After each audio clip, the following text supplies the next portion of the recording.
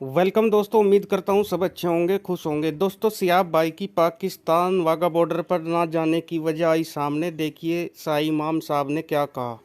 इखलास से, मेहनत से, मोहब्बतों के साथ मक्का मुकरमा पैदल यात्रा करना चाह रहे हैं और वो 3000 किलोमीटर 123 दिन में चल के वाघा के करीब खासा जो है वो पहुंच चुके हैं। लेकिन पाकिस्तान की जो सरकार है, शहबाज शरीफ की जो सरकार है, और पाकिस्तान के जो भारत में राजदूत हैं आफ्ताब हसन खान, उन्होंने इस हज यात्री को धोखा दे दिया। मैं समझता हूँ ये धोखा इसलिए दिया गया ताकि ये पहली दफ़ा भारत से कोई बंदा पैदल हज के लिए जा रहा है तो पड़ोसी मुल्क की सरकार के पेट में शायद ये भी दर्द हो गया कि एक भारतीय मुसलमान पैदल हज यात्रा पे जा रहा है और पूरी दुनिया के देश जो हैं उसको देख रहे हैं। शहाब भाई ने बजाते खुद किसी को कुछ नहीं बताया अभी तक।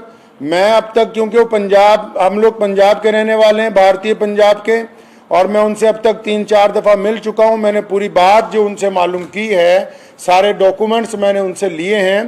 तो ये बात बड़ी हैरत की खुल के सामने आई कि आप ये देखिए कि भारत सरकार ने और हमारी जितनी राज्य सरकारें हैं, जो हमारे सूबाई गवर्नमेंट्स हैं, जहां जहां से शहाब चतुर पैदल गुजरे हैं, हमारी सरकारों ने उनको प्रोटोकॉल भी दिया और सारे धर्मों के लोगों ने उनका जगह जगह स्वागत किया है।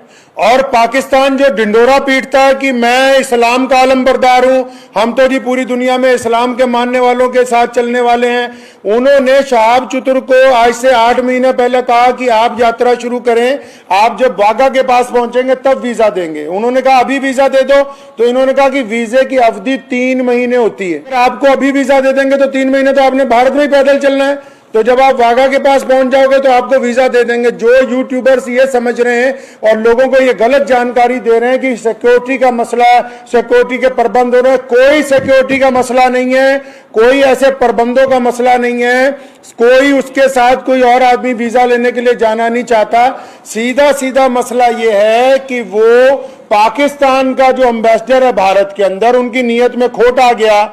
जब ये आदमी 3000 किलोमीटर का सफर तय करने के बाद यहां तक पहुंच गया है तो उनको ये दिल के अंदर बात आ गई कि नहीं, इसको पाकिस्तान का वीजा जो है वो नहीं देना चाहिए। पाकिस्तान सरकार ने शहाब चतुर को अभी तक पाकिस्तान का वीजा ही नहीं दिया है जी।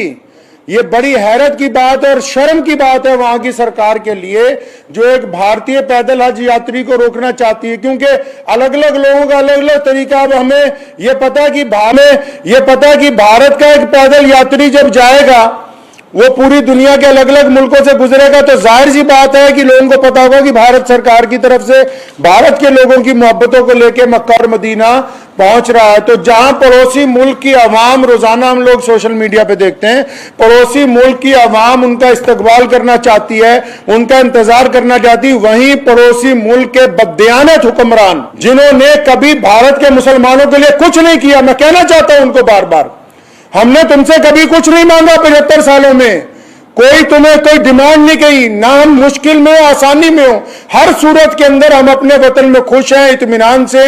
हमने तमाम चीजों का एक चीज मांगी, एक आदमी के लिए वीजा, एक पैदल मुसलमान के लिए वीजा जिसने चल के मक्का मुकरमा जाना है। तुम एक मुसलमान को पैदल गुजरने की जगह नहीं अपने मुल्क में से दे सकते। तुम किस काम की तुम हुकूमत चला रहे हो कि हम इस्लाम के नाम पे हुकूमत चला रहे हैं।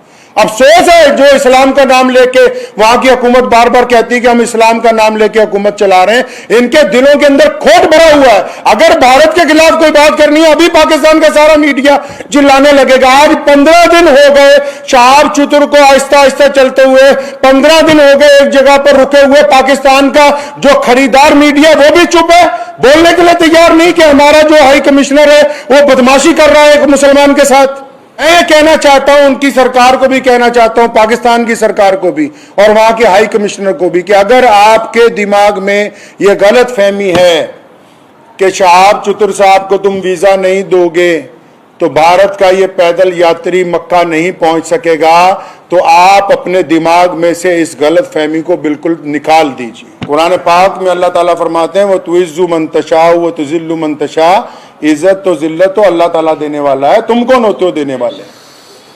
इसलिए अगर तुम हमें वीजा नहीं दोगे, हमारे यात्री को वीजा नहीं दोगे पैदल यात्रा करने का, वहां से मक्का जाने का वीजा, तो ये सारे रास्ते जो इस्लाम की तरफ जाते हैं पाकिस्तान से होके नहीं जाते।